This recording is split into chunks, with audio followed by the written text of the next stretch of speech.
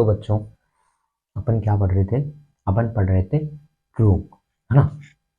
तो रोग में बता दिया था आपको एंटीसेप्टिक क्या होता है ना, और बायोटिक, इसी सबके बारे में मैंने जानकारी दी थी आपको कल। तो आगे चलते हैं। रोग क्या होते हैं, जन्मजात रोग क्या होते हैं, और जन्म के बाद होने वाले रोग क्या होते हैं। ठीक है, तो जन्मजात रोग, आनुवांशिक रोग किसे बोलेंगे? आनुवांशिक रोग होते हैं जैसे कि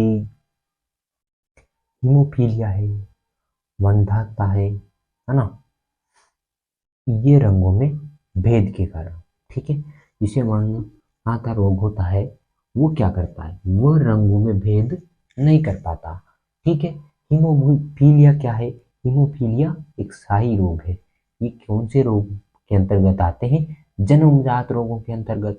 और आनुवांशिक रोग भी इसी के अंतर्गत आते हैं, जैसे कि किसी में किसी का, हाँ, किसी की आवाज भारी है, या फिर किसी का हाथ टूटा हुआ है, या उसके माँ बाप अपाहिज है तो वो भी अपाहिज पैदा हो, तो ये भी क्या हुआ? आनुवांशिक रोग हो गया। ठीक है, इसके अंतर्गत कौन कौन से रोग आते हैं? और सिकल सेल एनीमिया आता है ना, सिकल सेल एनीमिया आता है, और थैलेसीमिया आता है। ठीक है, अब फर्क, संक्रामक रोग जन्म के बाद कौन से रोग होंगे? संक्रामक और असंक्रामक रोग। अब संक्रामक रोग क्या होते हैं? जो सूक्ष्म जीव या रोग कारकों के कारण होते हैं। सूक्ष्म जीव का मतलब क्या है यहाँ पर? जीवाणु व कवक, इनके द्वारा होने वाले रोगों को क्या बोलते हैं? संक्रामक रोग बोलते हैं। ठीक है, किन के द्वारा? जीवाणु व कवक के द्वारा होने वाले रोगों को क्या बोला जाता है?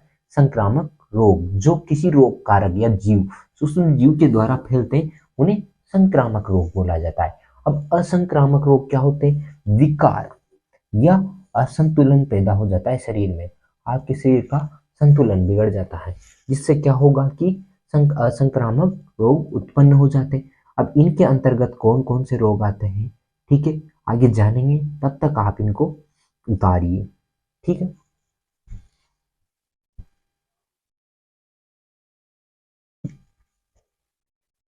तो ठीक है, हाँ, इसके कुछ एग्जाम्पल रह गए थे।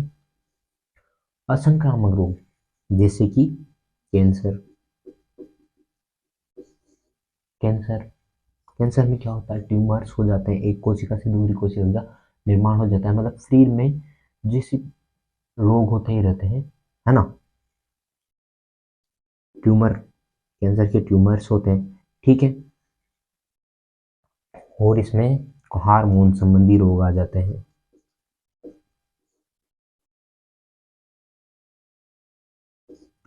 हार्मोन संबंधी रोग आ जाते हैं।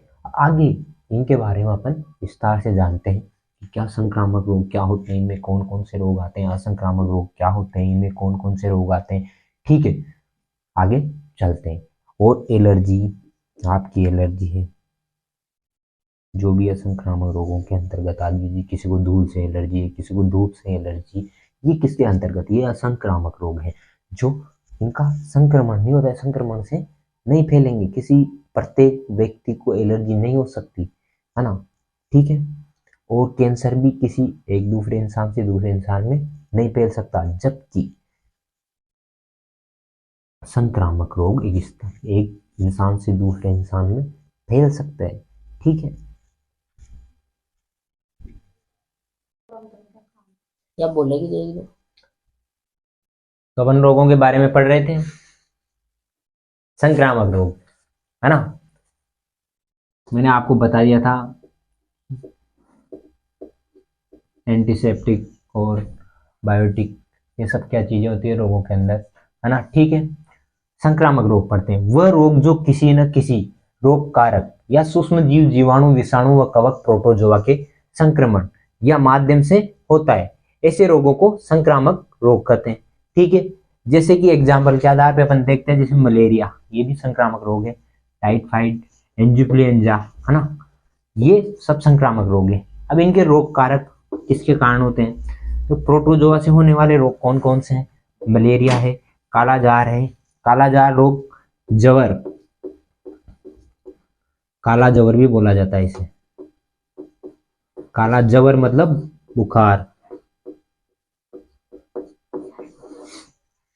ठीक है। जीवाणु से होने वाले रोग, तो जीवाणु जीवाणु है तो जीवाणु से टाइफाइड होता है एक, तो विषाणु से डेंगू होता है ना। हेलमिंथ्स से बालानारु रोग होता है, ठीक है। अब आगे चलते हैं, अपन असंक्रामक रोग पढ़ेंगे।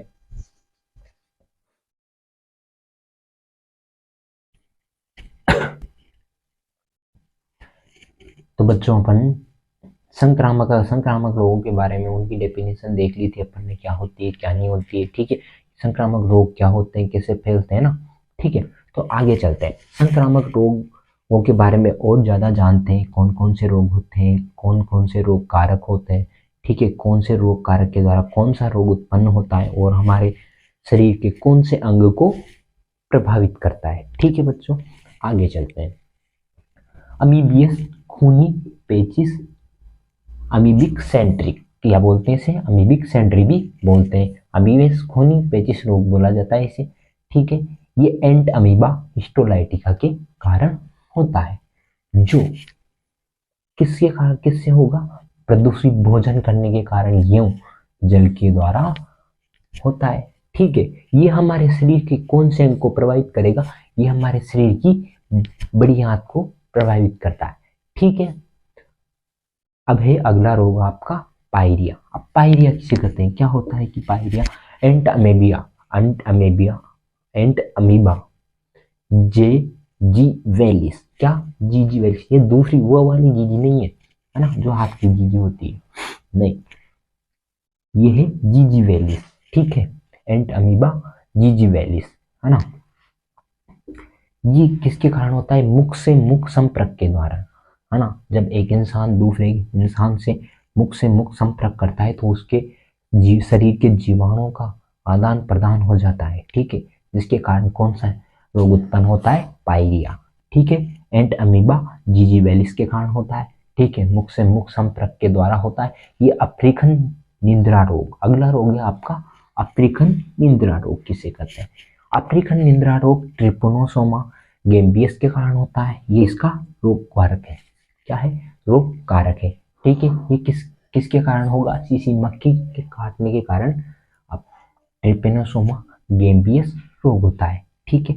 ये गेलोसिस पेलिस के काटने से होता है, और इससे हमारे शरीर का कौन सा अंग प्रभावित होगा, तंत्रिका तंत्र प्रभावित होता है, ठीक है। तंत्रिका तंत्र प्रभावित होता है। अब है मलेरिया।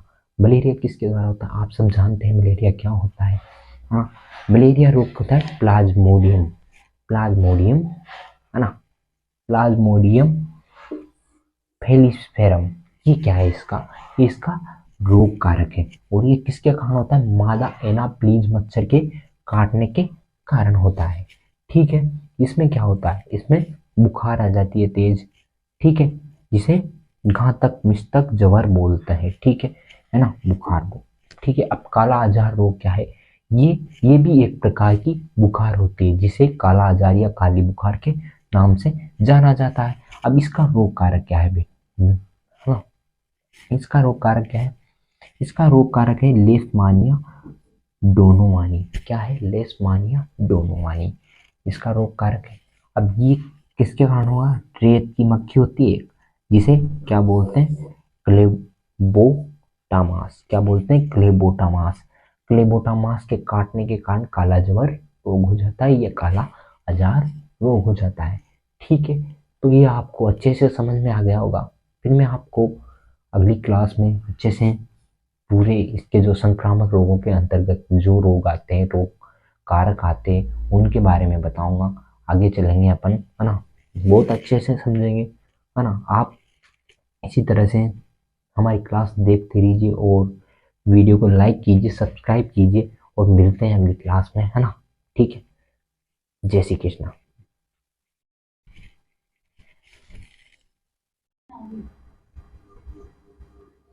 तो असंक्रामक रोग क्या होते हैं, असंक्रामक रोग किसे कहते हैं,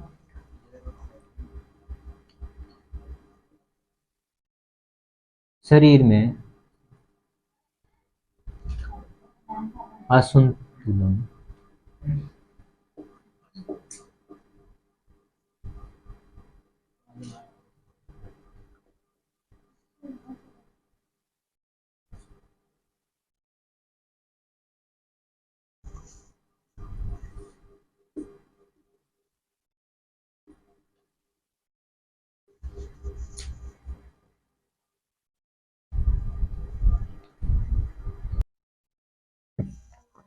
शरीर में असंतुलन व विकार उत्पन्न होने के कारण होने वाले रोग, उत्पन्न होने के कारण होने वाले रोग।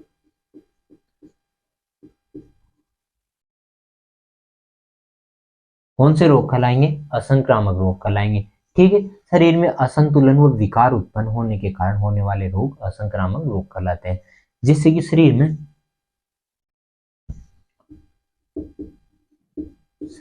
खून की कमी हो गई। अब खून की कमी होने के कारण कौन सा रोग हो रहा? एनीमिया,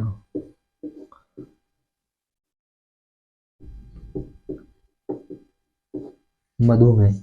ठीक है, ये जो रोग है वो खून की कमी से होता है। ठीक है, एक कैंसर है, ये भी क्या है? असंक्रामक रोग है। ठीक है, शरीर में असंतुलन व विकार उत्पन्न होने पर होने वाले रोग कौन से रोग कहलाते हैं? असंक्रामक रोग कहलाते हैं। ठीक है, ये रोग असंक्रामक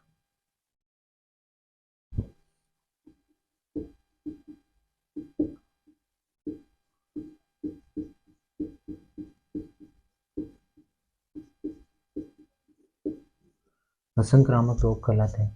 ठीक है, अब इनके होने का कारण क्या होता है ना? शरीर में खून की कमी हो जाना। ठीक है, जैसे कि एलर्जी है, एलर्जी भी एक असंक्रामक रोग है।